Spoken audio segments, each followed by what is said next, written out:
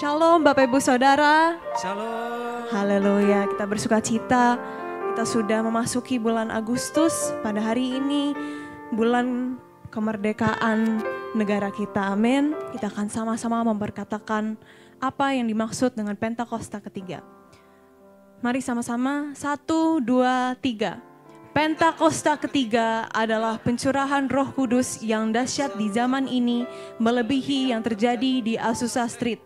Pentakosta ketiga akan mengakibatkan penuaian jiwa yang terbesar dan yang terakhir sebelum Tuhan Yesus datang kembali. Pentakosta ketiga akan membangkitkan generasi Yeremia, yaitu anak-anak muda yang dipenuhi Roh Kudus, cinta mati-matian kepada Tuhan Yesus, tidak kompromi terhadap dosa dan akan bergerak untuk memenangkan jiwa. Pentakosta ketiga lahir di Indonesia dan bergerak ke bangsa-bangsa. Gerakan ini dari timur ke barat dan akan kembali ke Yerusalem. Pentakosta ketiga akan memberikan kuasa untuk menyelesaikan amanat agung dan setelah itu Tuhan Yesus datang kembali. Mari lebih lagi kita mau menyembah Tuhan, kita mau memuji Tuhan lebih lagi dengan penuh semangat. Haleluya. Sebab Tuhan adalah Tuhan yang ajaib. Amin.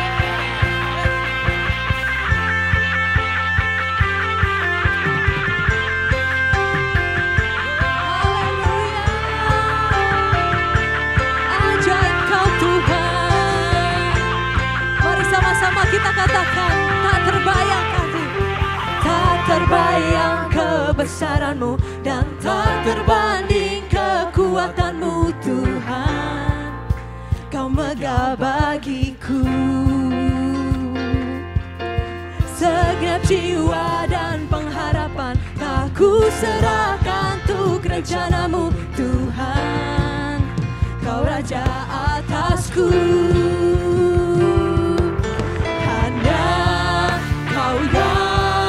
Layak ditinggikan. Mari sama-sama kita angkat tangan. Ajaib kau Tuhan, ajaib kau Tuhan, agung dan perkasa. Kau sumber kemenanganku, layak berkuasa.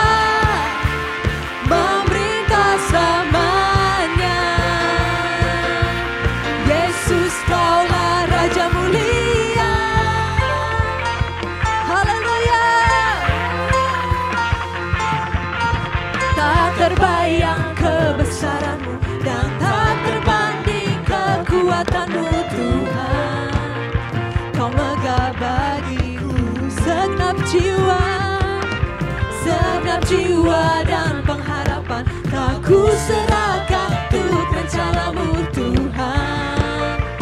Kau Raja atasku. Hanya Kau yang layak ditinggikan. Mari sama-sama, ajaib kau Tuhan, ajaib kau Tuhan, agung dan perkasa. Kau sumber kemenanganku, layak berkuasa, memerintah selamanya. Yesus kaulah Raja mulia, ajaib kau Tuhan, agung dan perkasa. Kau sumber kemenanganku, layak berkuasa, memerintah selamanya. Yesus kaulah Raja mulia. Haleluya. Sebab kau yang ajaib ya Tuhan. Haleluya, haleluya. Mari sama-sama kita bertepuk tangan untuk Tuhan. Haleluya.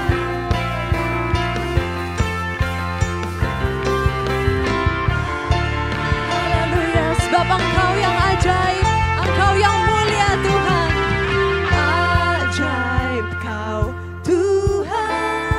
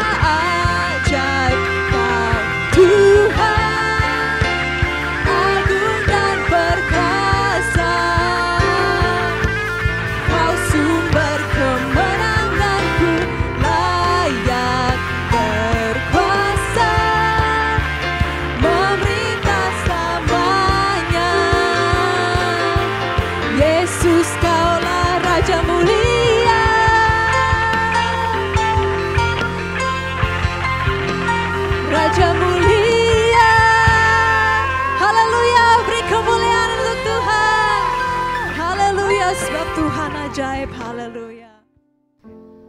Dalam lindungan Allah, orang yang duduk dalam lindungan yang maha tinggi dan bermalam dalam naungan yang maha kuasa akan berkata kepada Tuhan, tempat perlindunganku dan kubu pertahananku, Allahku yang kupercayai. Sungguh, dialah yang akan melepaskan engkau dari jerat penangkap burung, dari penyakit sampar yang busuk. Dengan kepaknya ia akan menundungi engkau, di bawah sayapnya engkau akan berlindung. Kesetiaannya ialah perisai dan pagar tembok. Engkau tak usah takut terhadap kedahsyatan malam, terhadap panah yang terbang di waktu siang, terhadap penyakit sampar yang berjalan dalam gelap, terhadap penyakit penular yang mengamuk di waktu petang. Walau 1.000 orang rebah di sisimu dan 10.000 di sebelah kananmu, tetapi itu tidak akan menimpamu. Engkau hanya menontonnya dengan matamu sendiri dan melihat pembalasan terhadap orang-orang fasik. Sebab Tuhan ialah tempat perlindunganmu, yang maha tinggi telah kau buat tempat perteduhanmu. Malapetaka tidak akan menimpa kamu, dan tulah tidak akan mendekat kepada kemahmu. Sebab malaikat-malaikatnya akan diperintahkannya kepadamu untuk menjaga engkau di segala jalanmu. Mereka akan menatang engkau di atas tangannya, supaya kakimu jangan terantuk pada batu. Singa dan ular tedung akan kau langkahi, engkau akan menginjak anak singa dan ular naga. Sungguh, hatinya melekat kepadaku, maka aku akan meluputkannya. Aku akan membentenginya sebab ia mengenal namaku. Bila ia berseru kepadaku, aku akan menjawab. Aku akan menyertai dia dalam kesesakan. Aku akan meluputkannya dan memuliakannya. Dengan panjang umur akan kukenyangkan dia, dan akan kuperlihatkan kepadanya keselamatan daripadaku. Mari sama-sama kita masuk di dalam hadirat Tuhan. Kita mengucap syukur atas kebaikan Tuhan, atas semua penyertaan, semua berkat yang Tuhan telah curahkan atas kami. Haleluya. Engkau Bapa yang baik Tuhan. Engkaulah Bapakku yang baik, tak pernah rancangkan yang jahat bagiku. Engkaulah Bapakku yang setia, tak pernah biarkan ku jalan sendiri. Kaulah Bapakku yang baik, tak pernah rancangkan yang jahat bagiku. Kaulah Bapakku yang setia, tak pernah biarkan ku jalan sendiri. Kasih-Mu bagai embun yang turun setiap pagi, selalu baru bagiku. Janji-Mu menopang hidupku. Ku percaya padamu, Kau Bapa yang baik. Haleluya, Engkau Bapa yang baik. Kaulah Bapakku yang baik, tak pernah rancangkan yang jahat bagiku. Kaulah Bapakku yang setia, tak pernah biarkan ku jalan sendiri. Kaulah Bapakku yang baik, tak pernah rancangkan yang jahat bagiku. Kaulah Bapakku yang setia, tak pernah biarkan ku jalan sendiri. Kasih-Mu bagai embun yang turun setiap pagi, selalu baru bagiku. Janji-Mu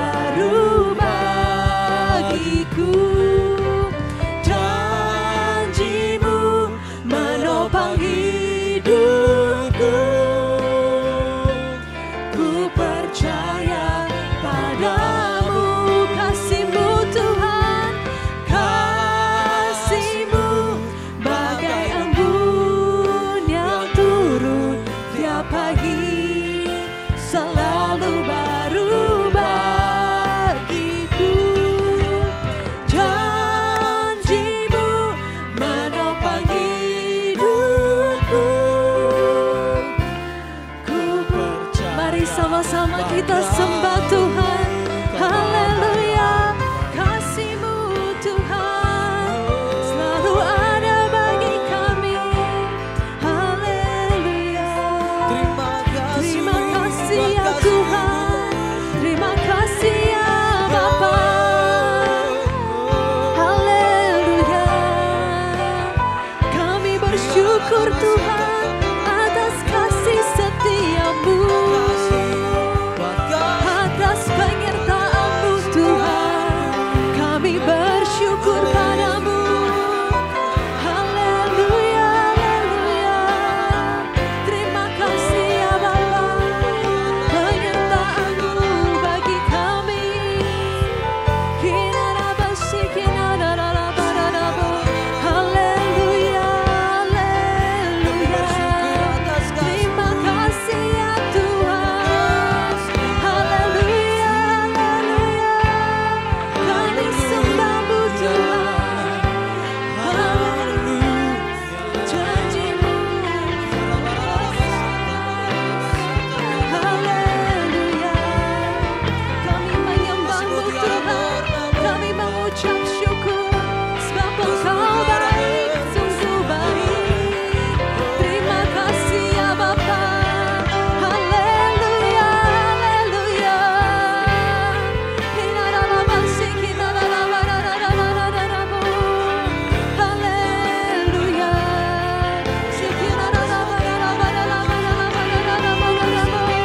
Terima kasih ya Tuhan. Engkau layak disembah, layak untuk ditinggikan. Haleluya, haleluya. Terima kasih ya Tuhan. Haleluya, haleluya. Kami mau lebih lagi ya Tuhan. Haleluya. Masuk hadirat-Mu ya Bapa. Roh Kudus-Mu penuhi kami. Haleluya. Kasih-Mu bagai embun yang turun setiap pagi, selalu baru bagiku. Janji-Mu menopang hidupku. Ku percaya padamu. Kasih-Mu bagai embun yang turun setiap pagi, selalu baru bagiku. Janji-Mu menopang hidupku. Ku percaya padamu. Kau Bapa yang baik. Haleluya. Engkau Bapa yang baik ya Tuhan. Mari kita lebih lagi sembah Tuhan. Haleluya, haleluya. Masuk dalam hadirat-Mu Tuhan. Kami rindu Kau di tempat ini. Haleluya, haleluya. Haleluya, haleluya. Terima kasih ya Bapa. Engkau mulia, nama-Mu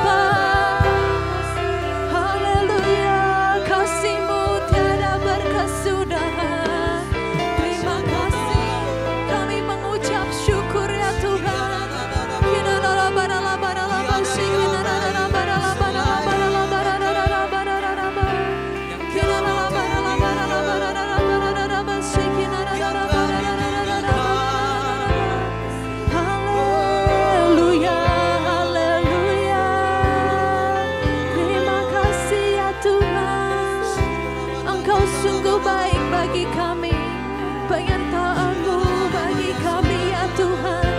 Haleluya, haleluya. Terima kasih ya Tuhan. Haleluya. Ku menyembah-Mu,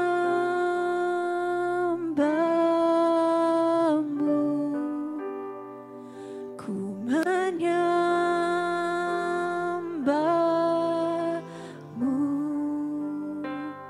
ku menyembah-Mu,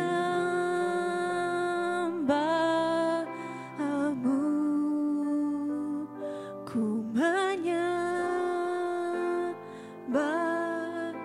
menyembah-Mu Tuhan, ku menyembah-Mu,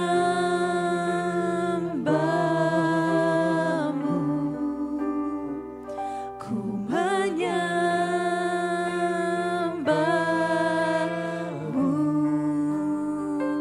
ku menyembah-Mu,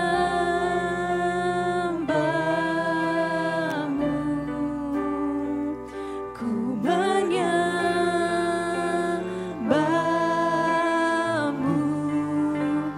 Yesus aku percaya,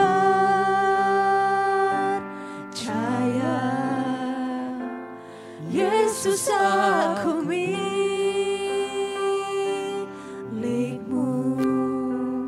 ku hidup karena-Mu dan hanya untuk-Mu.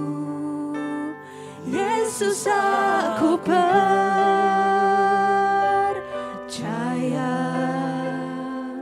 Yesus aku milik-Mu,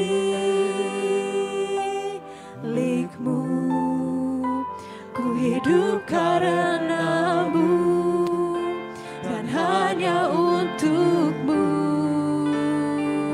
selamanya.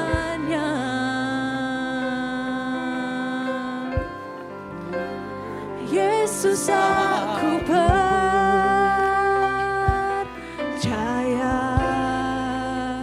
Yesus aku milik-Mu,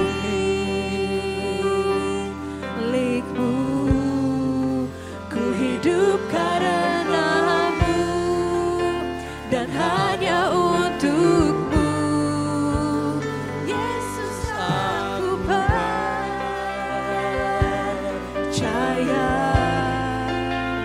Yesus aku milik-Mu,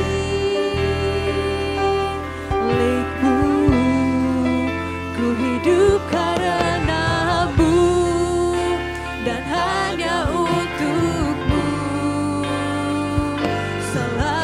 selamanya. Mari sama-sama sambil bangkit berdiri kita katakan, Yesus aku percaya,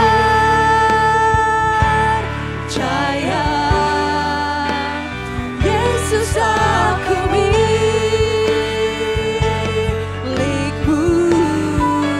ku hidup karena-Mu dan hanya untuk-Mu. Yesus aku percaya,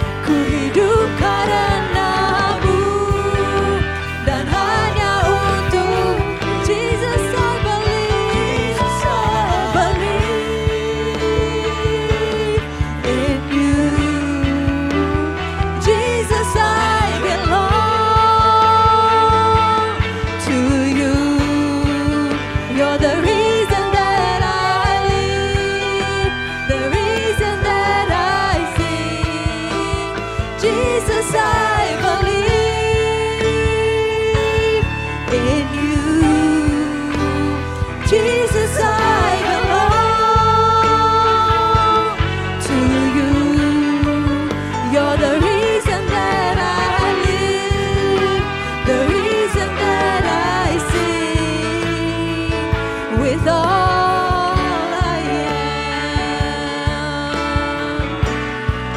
You're the reason that I see, the reason that I sing, with all I am. You're the reason that I live, the reason that I sing, with all I am. Haleluya, beri kemuliaan untuk Tuhan. Haleluya. Kami menyembah-Mu ya Tuhan. Haleluya, haleluya. Haleluya.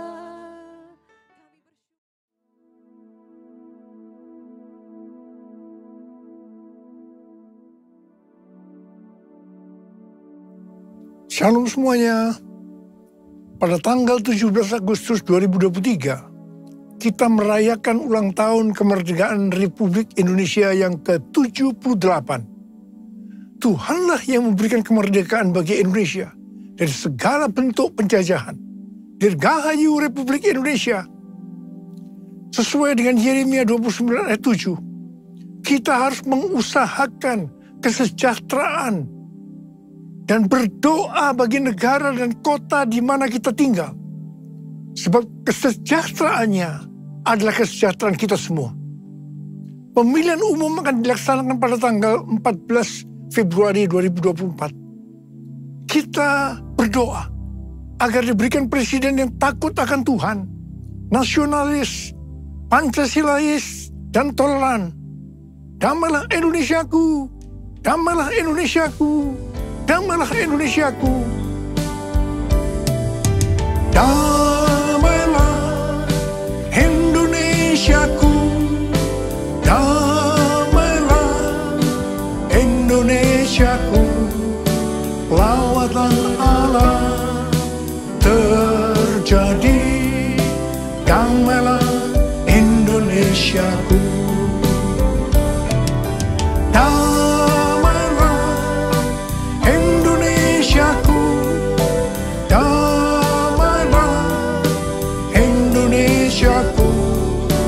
Lawatan Allah terjadi, damailah Indonesiaku. Damailah Indonesiaku. Damailah Indonesia.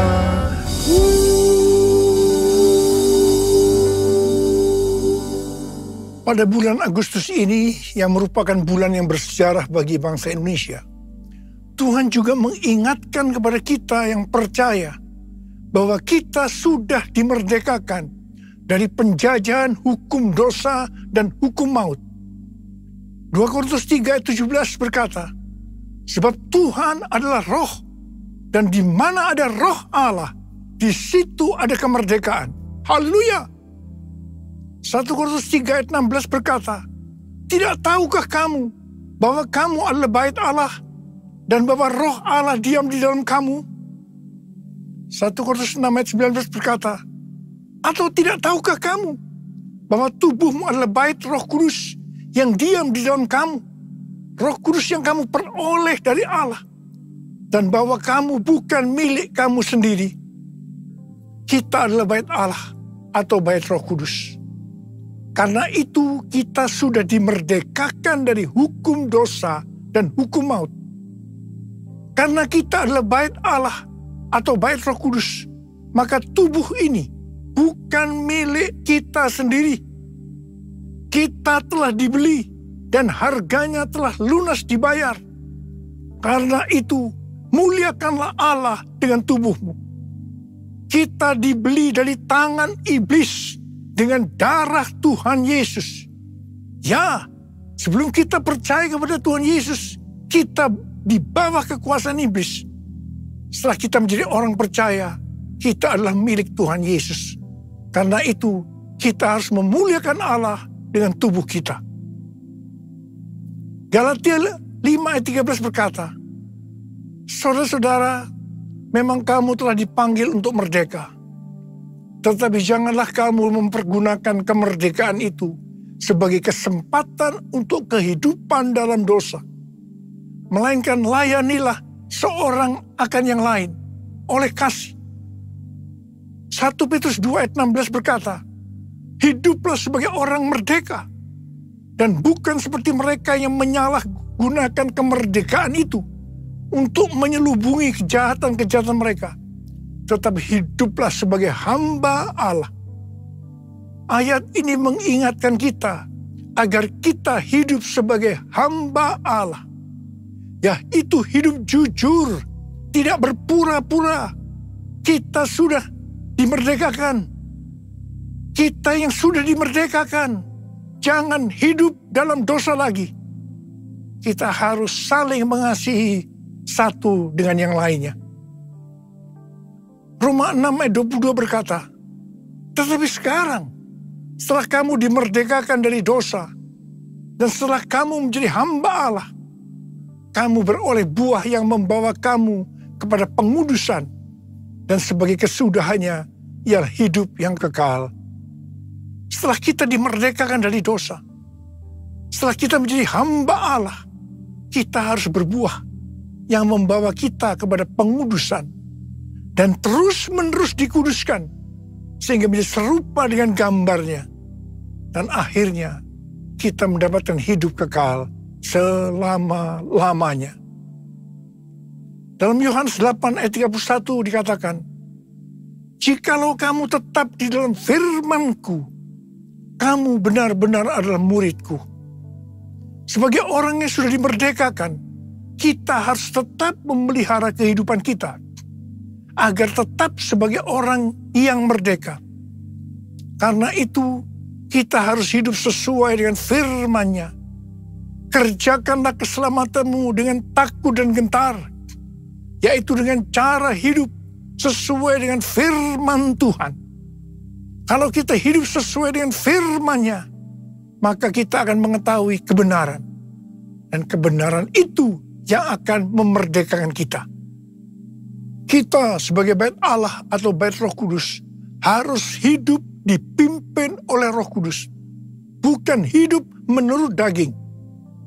Roma 8 ayat 13 berkata, sebab jika kamu hidup menurut daging, kamu akan mati. Tetapi jika oleh Roh kamu mematikan perbuatan-perbuatan tubuhmu, kamu akan hidup.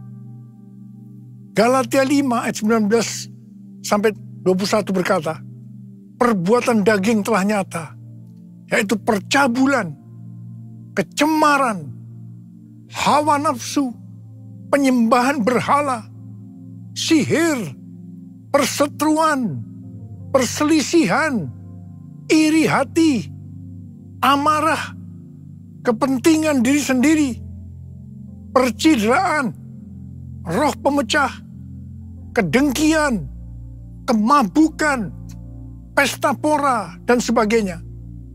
Terhadap semuanya itu kuperingatkan kamu, seperti yang telah kubuat dahulu, bahwa barang siapa melakukan hal-hal yang demikian, ia tidak akan mendapat bagian dalam kerajaan Allah. Barang siapa menjadi milik Kristus Yesus, ia telah menyalibkan daging dengan segala hawa nafsu dan keinginannya. Jikalau kita hidup oleh Roh, baiklah kita hidup juga dipimpin oleh Roh, sehingga akan menghasilkan buah Roh. Seperti yang terdapat dalam Galatia 5 ayat 22 dan 23. Buah Roh ialah kasih, sukacita, damai sejahtera, kesabaran, kemurahan, kebaikan, kesetiaan, kelemah lembutan, penguasaan diri. Tidak ada hukum yang menentang hal-hal itu. Roh-Mu yang hidup penuhiku, mengalir dalamku. Jiwaku tenang bersamamu dalam naungan-Mu. Ku buka hati untuk jamahanmu, berserah penuh di hadiratmu. Kau ambil alih seluruh hidupku, di altarmu menyembahmu, di altarmu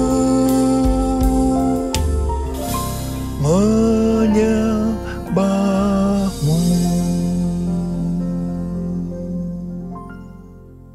Daud adalah seorang yang sangat mengasihi Allah. Daud merindukan untuk mendirikan bait Allah. Tetapi Tuhan tidak mengizinkan karena Daud seorang prajurit yang banyak menumpahkan darah. Tuhan mengatakan yang akan mendirikan bait Allah adalah Salomo, anaknya. Meskipun demikian, Daudlah yang mempersiapkan segala sesuatunya untuk membangun bait Allah itu. Termasuk menyediakan emas, perak, tembaga, besi, kayu, batu permata. Daud juga yang membuat blueprintnya. Daud berkata bahwa Tuhanlah yang memberikan ilham kepadanya untuk memberikan petunjuk tentang segala pelaksanaan rencana itu. Secara pribadi, Daud juga mempersembahkan emas dan perak untuk pembangunan itu. Pada waktu Daud menantang bangsa Israel untuk memberikan sumbangan untuk pembangunan bait Allah, dikatakan bangsa itu bersuka cita karena memberi dengan rela dan tulus ikhlas. Demikian juga dengan Daud, dia sangat bersuka cita. Kita harus membangun bait Allah yang adalah tubuh ini. Syarat utama adalah kita harus mengasihi Tuhan, yaitu orang yang menuruti perintah Tuhan.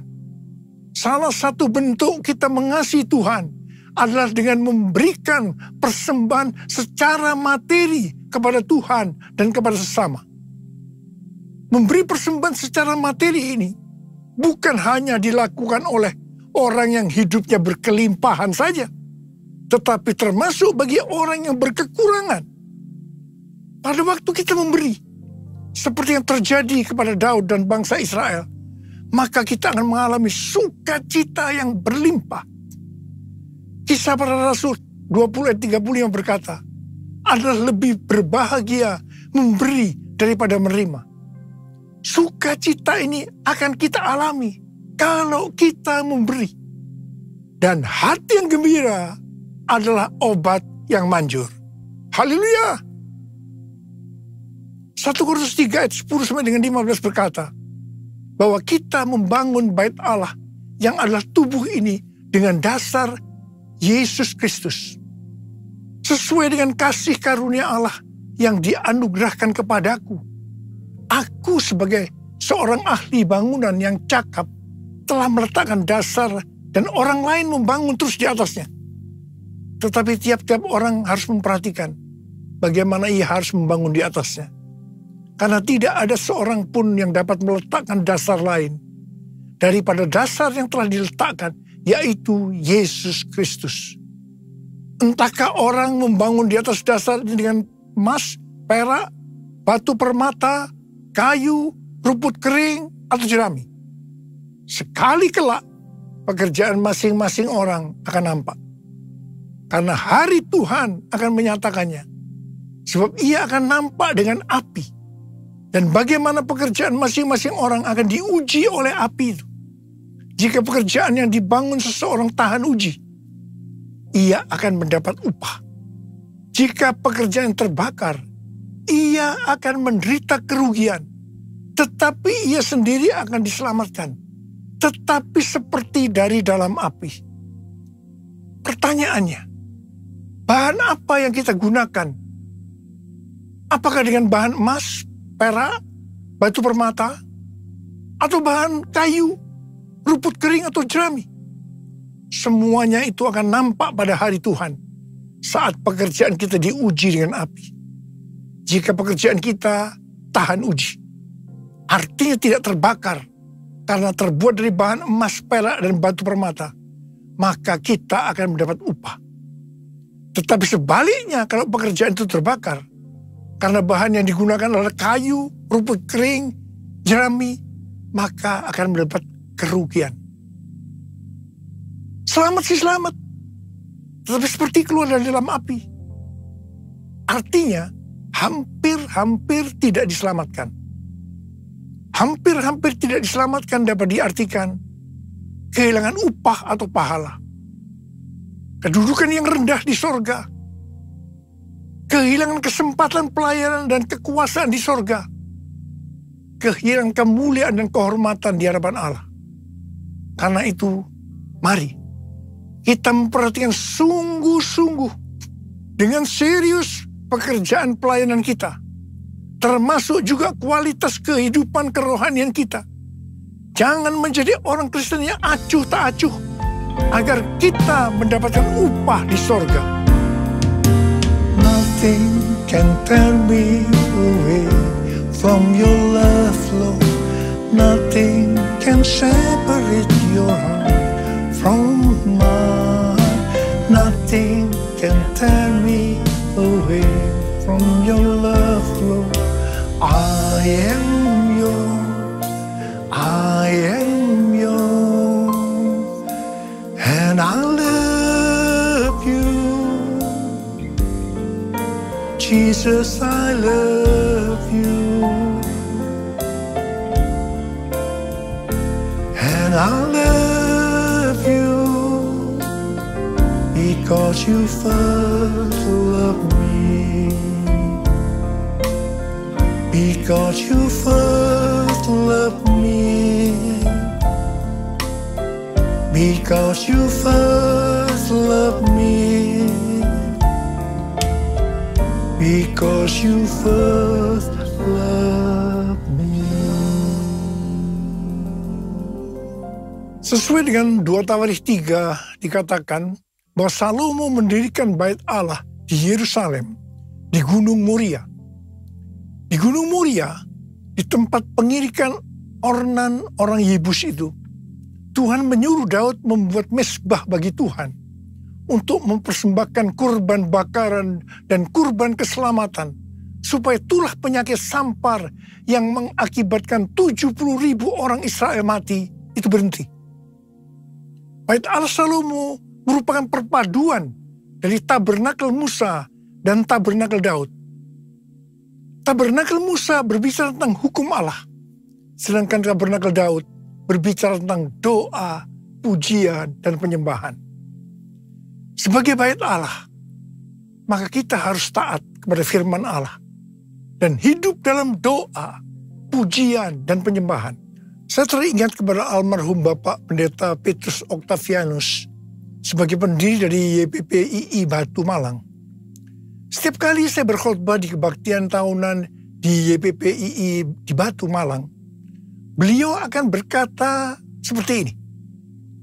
Di dalam ibadah itu terdiri dari 2 unsur. Unsur pertama, doa, pujian, dan penyembahan.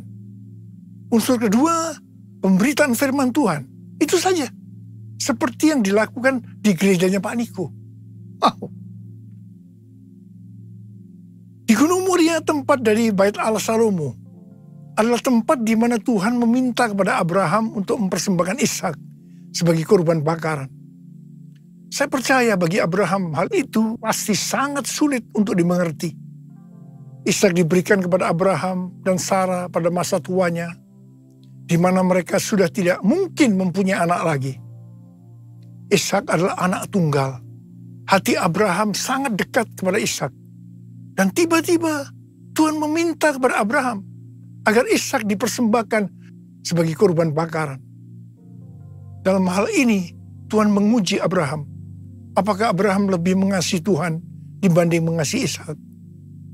Ternyata dalam pergumulan yang sangat berat ini, Abraham menang. Abraham lebih mengasihi Tuhan ketimbang mengasihi Ishak. Abraham keluar sebagai pemenang dalam pergumulan ini, karena rela berkorban. Perlu pengorbanan untuk menjadi pemenang. Setelah Abraham lulus dalam ujian ini, Abraham diberkati Tuhan berlimpah-limpah-limpah. Kalau kita menginginkan pengurapan, kuasa, dan berkat yang berlimpah-limpah seperti yang diterima oleh Abraham, maka kita harus mengasihi Tuhan lebih dari yang lain-lain, termasuk keluarga, uang, harta, kedudukan, harga diri, dan lain-lain. Ini perlu pengorbanan.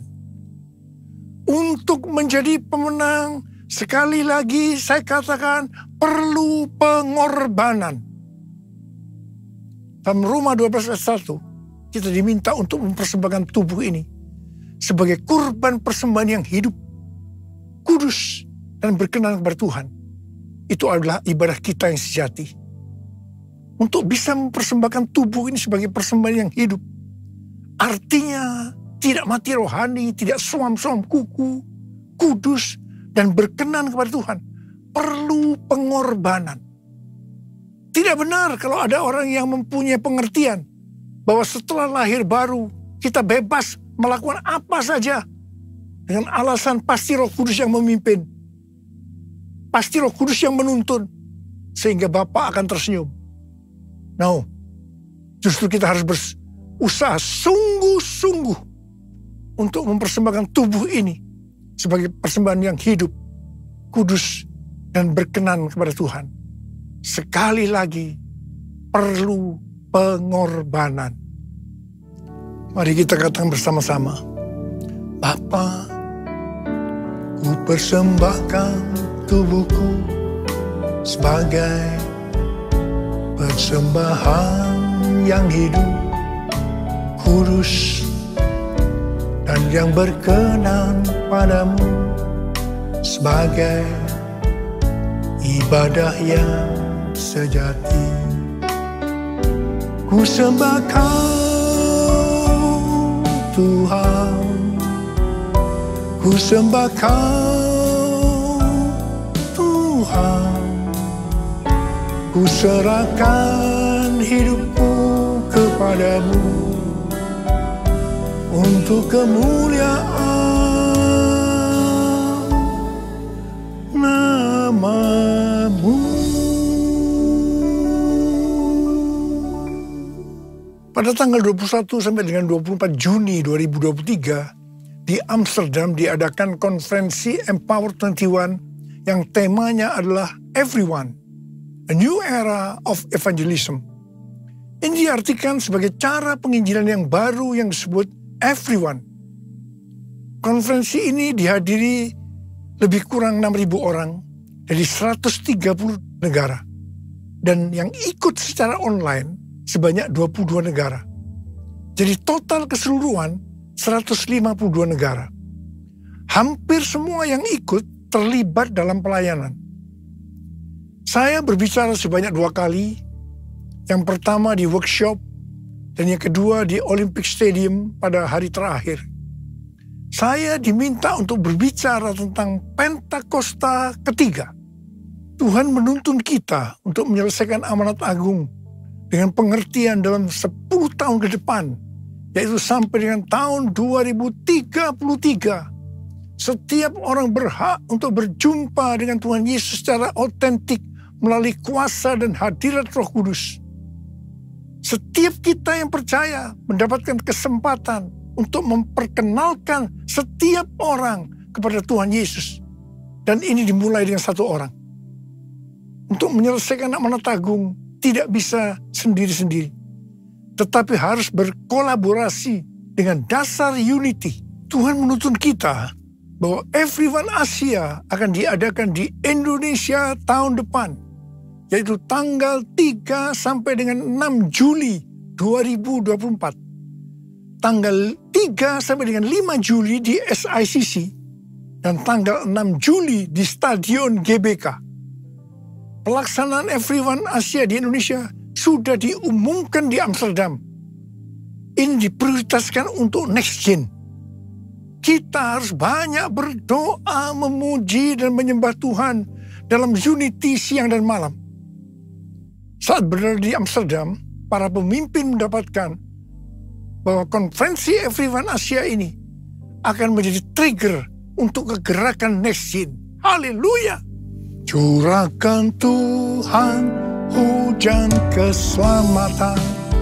Curahkan Tuhan hujan pertobatan. Curahkan Tuhan hujan kuasa-Mu. Selamatkan bangsaku. Sekali lagi. Curahkan Tuhan hujan keselamatan. Curahkan Tuhan hujan pertobatan. Curahkan Tuhan hujan kuasa-Mu. Selamatkan bangsaku. Mari angkat tangan kita. Kita berbahasa roh sama-sama.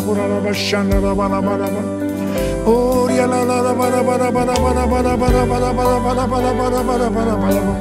Curahkan kuasa-Mu ya Tuhan, curahkan kuasa-Mu. Selamatkan bangsa kami ya Tuhan, curahkan ya Tuhan kuasa-Mu. Curahkan Curahkan Tuhan, curahkan ya Bapa, ya Bapa. Oh, damailah Indonesiaku, damailah Indonesiaku, damailah Indonesiaku.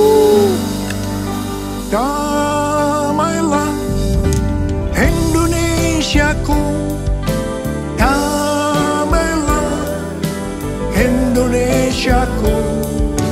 Lawatan Allah terjadi. Damailah Indonesiaku, damailah Indonesiaku, damailah Indonesiaku. Damailah Indonesiaku. Lawatan Allah terjadi. Damailah Indonesiaku. Damailah Indonesiaku. Damailah Indonesia.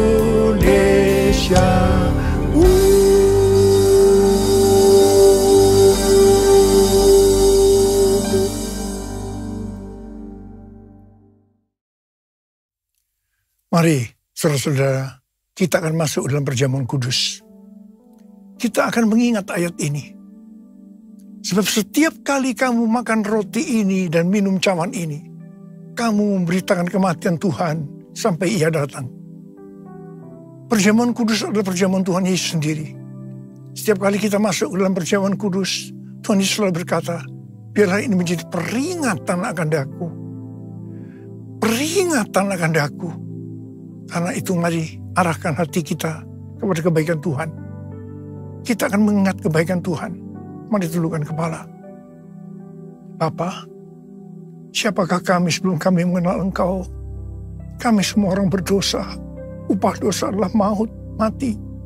Tapi Engkau yang tidak berdosa telah dijadikan dosa oleh karena kami. Engkau harus turun dari sorga mulia, menjelma menjadi manusia, mati ganti kami dengan penderitaan yang luar biasa. Sungguh kalau kami pikirkan Tuhan betapa baiknya Engkau itu. Engkau jadikan kami sebagai anak-anak-Mu. Engkau berkati, Engkau tuntun, Engkau bela, Engkau tolong, Engkau sembuhkan, Engkau urapi kami Tuhan. Tuhan terima kasih. Engkau juga hajar kalau kami salah. Terima kasih untuk Engkau ya Abah. Itu Engkau. Tuhan akan memberkati kita semua melalui perjamuan kudus. Tapi Tuhan mau kita makan dan minum dengan cara yang benar. Karena itu masing-masing berdoa. Introspeksi. Lihat keadaan dirimu masing-masing. Jangan menyimpan dosa. Kalau ada dosa yang Tuhan ingatkan, langsung minta ampun. Langsung minta ampun supaya diberkati Tuhan. Ampuni kami Tuhan. Ampuni, ampuni, ampuni kami. Ampuni ya Abah, ampuni. Kau melihat anak-anak-Mu yang sedang berdoa, meminta ampun pada Tuhan. Ampuni ya Tuhan. Layakkan kami masuk dalam perjamuan kudus. Kami akan masuk dalam perjamuan kudus dengan hati yang penuh ucapan syukur. Dalam nama Yesus. Amin.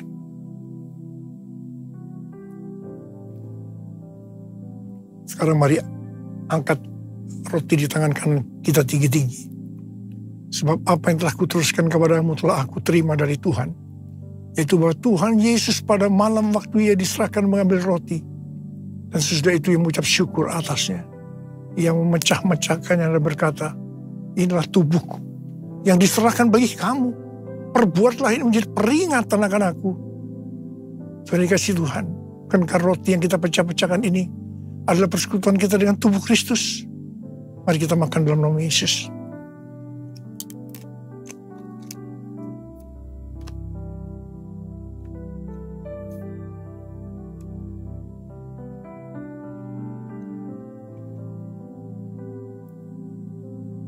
Angkat cawan di tangan kanan kita tinggi-tinggi. Demikian juga yang mengambil cawan sesudah makan lalu berkata, cawan ini adalah perjanjian baru yang dibenterkan oleh darahku. Perbuatlah ini setiap kali kamu meminumnya menjadi peringatan akan aku. Sudah dikasih Tuhan, bukankah cawan pengucapan syukur? Yang atasnya kita ucapkan syukur adalah persekutuan kita dengan darah Yesus. Mari kita minum dalam nama Yesus.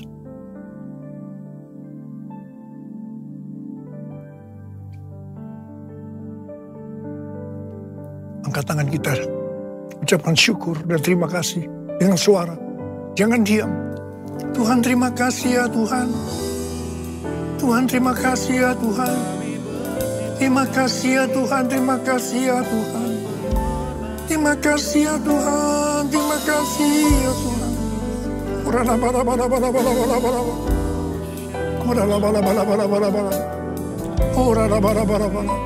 Bapa, Engkau akan menyembuhkan yang sakit. Engkau akan membebaskan yang terikat. Engkau menghibur yang susah. Engkau menguatkan yang lemah. Dalam nama Yesus. Sembuh dalam nama Yesus. Sembuh, sembuh, sembuh dalam nama Yesus. Sembuh, sembuh. Sembuh dalam nama Yesus. Sembuh. Terima kasih Yesusku. Terima kasih Yesusku. Puji syukur hanya bagi Tuhanku. Terima kasih Yesusku. Terima kasih Yesusku. Puji syukur hanya bagi Tuhanku. Terima kasih. Terima kasih Yesusku. Terima kasih Yesusku. Puji syukur hanya bagi Tuhanku. Terima kasih Yesusku. Terima kasih Yesusku. Puji syukur hanya bagi Tuhanku. Puji syukur hanya bagi Tuhanku. Puji syukur hanya bagi Tuhanku.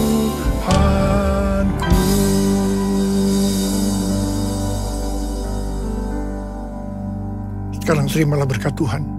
Kasih karunia berlimpah-limpah daripada Allah Bapa dalam Anak yang tunggal Yesus Kristus. Persekutuan yang manis dengan Roh Kudus menyertai saudara sekalian mulai hari ini sampai Tuhan Yesus datang menjemput kita di awan-awan dan bahkan sampai selama-lamanya. Yang percaya bersama-sama katakan amin.